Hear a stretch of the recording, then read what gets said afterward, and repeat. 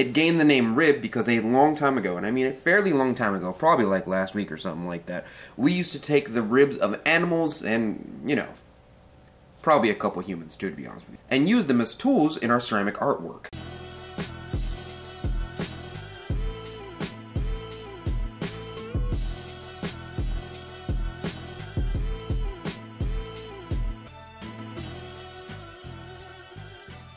Hello, you dirty potters! How are you today? Today's going to be a slightly more concentrated video in that we're talking about one specific tool, that is, ribs. Woke up this morning to a message on Instagram of somebody saying their teacher never taught them how to use ribs. And I feel for this, because for the first year, my teacher kept ribs away from me. He wanted to learn how to use my fingers. He wanted me to learn the tactile sensation of how thick or how thin my clay is, how to make texture without the use of tools.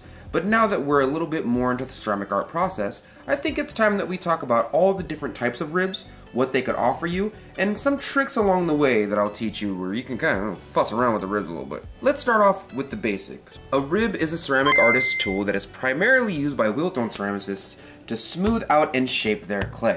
Now they're called ribs for a couple of different reasons. Number one, they're sort of shaped like a human rib. In fact, they're sort of shaped like most animals' ribs, and that's the official reason why we call them ribs. Some people even call them kidneys because they're also shaped a little bit like human kidneys.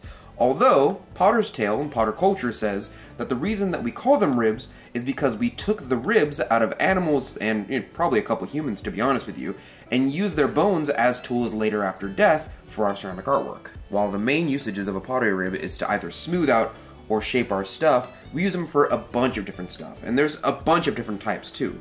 Generally speaking, there's wooden ribs, there's metal ribs, there's also plastic ribs. Plastic ribs are generally used by sculptors to smooth out their clay.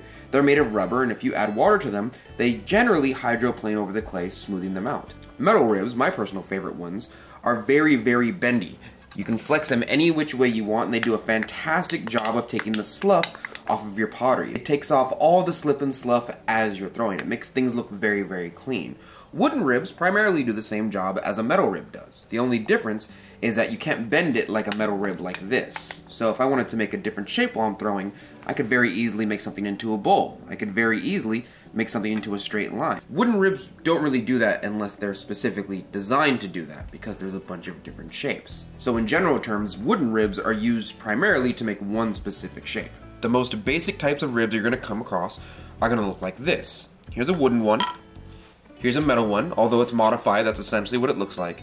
And I don't have a plastic one, so editor, can you just put a little... Oh, thank you, that's fantastic. These are the three most basic types of ribs you're going to come across, especially if you buy a beginner set of tools. In fact, this one was my first one from a long time ago that came in a basic set. But I want to point out what I said earlier.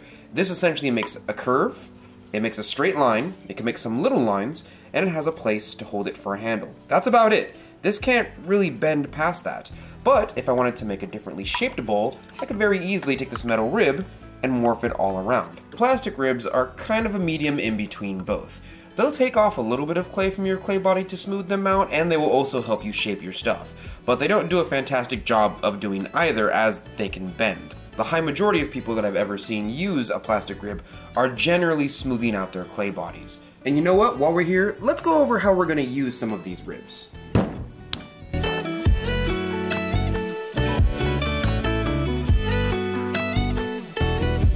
The most basic type of rib is a wooden rib. Now there's a bunch of different shapes of wooden ribs out there, but the one you're going to come across the most is this wooden rib here with a little hole inside of it.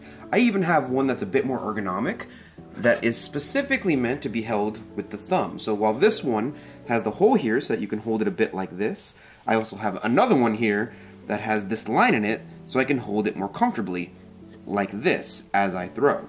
I have another one here that is made specifically to make lines at the bottom of my pots. It's a bit more jagged. I can make them here, here, I can make them up here, I can make them any which way I want. I have another one here that's made for fairly large pots. It has this part here where you can fit the palm of your hand inside of it as you throw with fairly large pots. I have this one here, which I think was an attempt at someone making a potter's knife while also making a scoring tool, but I really just use it as a giant potter's knife. And my personal favorite, the surfboard. The surfboard is specifically made for larger rounded pots, so this way you can get that super nice curvature as you're throwing something extremely big. Okay, I mean, honestly, it's not that big, but you know, it's about 6 inches. And I think that's big. This end right here has a little fork so that you can make an indentation in your pots right at the bottom. This gives your foot a really nice elevated look without having to trim the bottom. The high majority of ribs that have some type of curve or shape to them are meant to help you make that exact shape or curve. So if you see something like this, you would essentially wet the rib, put it on the inside of your vessel, and your vessel, if you push out with enough pressure, would do its best to imitate the shape that the rib is trying to give it. And you slowly push out, and it'll make that same curvature. Potter tip! The high, and I mean high majority of ribs, other than the plastic ones, will have some type of pointy edge to them, much like this. This is just because this is how they come shaped. This makes it a great tool for making any type of lines that you want on the inside of your pots.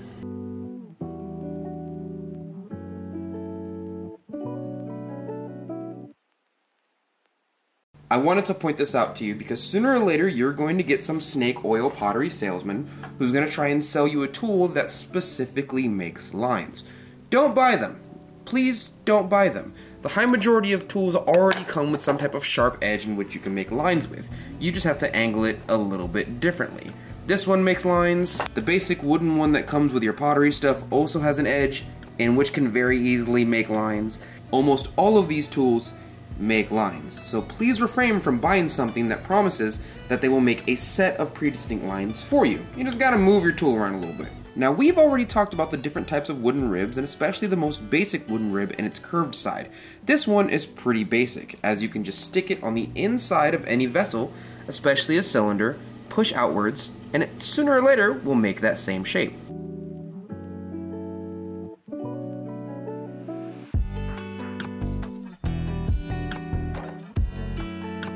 But what about the other side, that being the straight side? Well, the straight side has its own usages. The straight edge, other than specialty ribs, is also present on almost every other rib that you're going to see on the market. Other than the rubber ones, and I keep saying that because the rubber ones are a very specific class. The rubber ones aren't really this hard and don't have these straight edges like this. But the straight edge is extremely useful. I use it all the time in my videos. Two things that a straight edge does really well, especially for beginner potters, is straighten your pot and erase mistakes. I just made a bunch of lines on this pot, and it's not exactly as straight as I want it to be. It kind of looks like a little curved bowl from the other side of this wooden rib here. What if I want it more straight? And what if I want these lines gone? Well, I could just use the straight edge of this wooden rib here. Put a little water in here, and I'm going to take my hands and compress the inside of the pot to the outside of this straight edge. And watch what happens.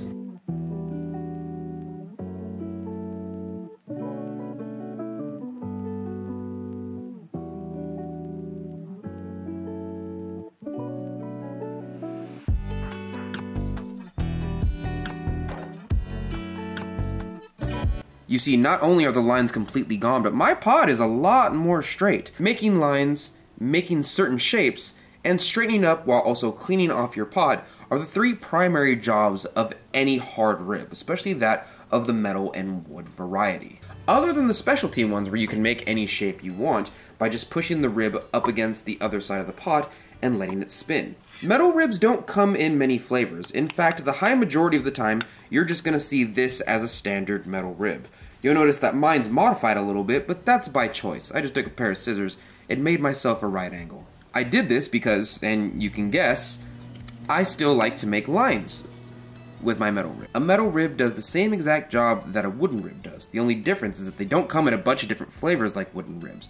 Wooden ribs are set. The shape that they are is the shape they're going to be forever unless you're a woodworker or you want to modify them yourselves. I can bend this thing to my will as I'm actively working. I did just drop it. Let's pretend that was part of the video. Let's play with the metal rib a little bit just so I can show you what I mean. But with a metal rib, I could very easily go from a straight edge here, which I already showed you with the wooden rib, to a curved edge by just bending it just a little bit. I can push the clay body up against this curved edge,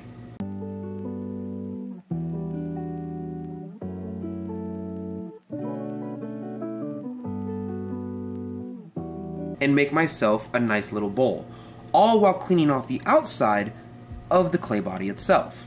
On top of having the utility of cleaning off your clay body and being able to morph into whatever shape you want to hold, while you're compressing it against the clay body on the outside of the wall, it also has the same utility of a wooden rib on the inside of the wall. You can still make that nice curve that I showed you earlier in the video by just sticking this rounded edge straight into the bowl and pushing outwards, just like the wooden rib.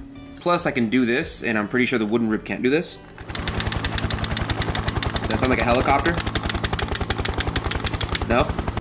Okay, whatever. So that's a pretty easy overview of the wooden and the metal ribs. Now, unfortunately, I don't have any rubber ribs in my collection because they're primarily used by sculptors, but they're just as versatile as the wooden ribs. The only difference is that you can't morph a wooden rib around. So rubber ribs don't make as stringent of shapes as wooden ribs do. My theory is that there's so many different types of wooden ribs because they cannot bend such as a metal or a rubber rib could. So they have to make a bunch of different variations. There's even a new type of wooden rib out there where they specifically have a very rounded edge to where you can just push your clay body against that rounded edge and it'll make that specific shape. And so that rib is made for that variation of cup that you would make if you're a production potter. But the high majority of rubber ribs are mainly used by sculptors trying to smooth out their clay body, as well as some wheel-thrown ceramicists who want a bit more flexibility than a wooden rib. And that's essentially the overview of the 3 different types of ribs. But just before we go, I'm an old head potter, so I'm just gonna tell you the thing that other old head potters tell you, because I'm an old man now. There is one rule that all old head potters live by when it comes to ribs and all these newfangled ones that are on the market, and that is, everything is a rib. Everything is a rib. Listen to me when I say this, everything is a rib. This cup right here that I haven't put on my store at earthnationceramics.com yet, I could very easily take this, wet my pot, wet the other cup itself, and push this pot against this pot. And as I do, it would straighten out the walls of this pot, and it would also make a fairly nice curvature. Much like the wooden and metal ribs, it even collected a little bit of slough on the outside, cleaning off my pot in the process. But Dante, that's just a shape tool. You can't really justify that as a rib. Okay, fine. This is what I use to eat my breakfast with. This is a rib. Give this a little bit of moisture, give this a little bit of moisture, and I could very easily hold this to my pot and scrape off a high majority of clay bodies.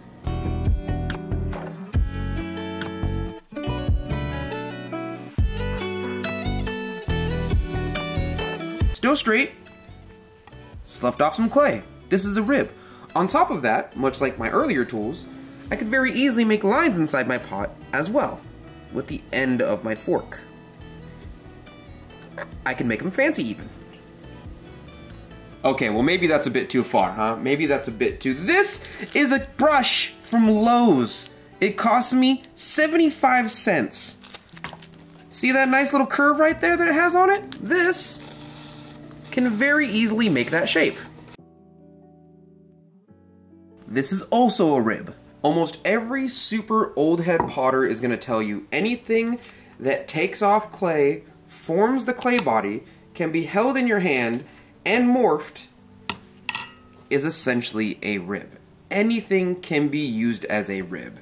It's just that the pottery tool ones that were sold on the market are specialized for very specific shapes and usages. But if you can find something around the house that you don't mind getting clay on, it can totally be a rib. Well, thank you, Dirty Potters, for joining me today. I just wanted to give you a quick overview of ribs and what they're used for. At the end of the day, the 3 different main categories of ribs, that being the material categories, the wooden, the metal, the rubber, are generally used by different types of artists. The rubber ones are generally used by sculptors, smoothing out their clay bodies, and the metal and wooden ones are generally used by potters. Not to say that they can't cross-section, but those are the general usages of them.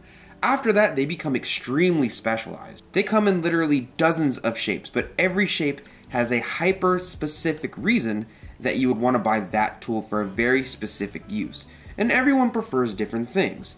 But for the 3 main categories, the wooden, the metal, and the rubber rib, let's just pretend there's editor, could you? Yeah, thank you. These are the general purpose usages of these 3 different categories of ribs. I hope you enjoyed this video. I hope this explained a little bit to the beginners of the world how you use ribs and the vast differences and types that we have available at our disposal as artists. If I missed anything, or there's any artists out there who have a specific usage for their tool that I didn't mention in this video, go ahead and put it down in the comments below and I'll make sure to pin the best one.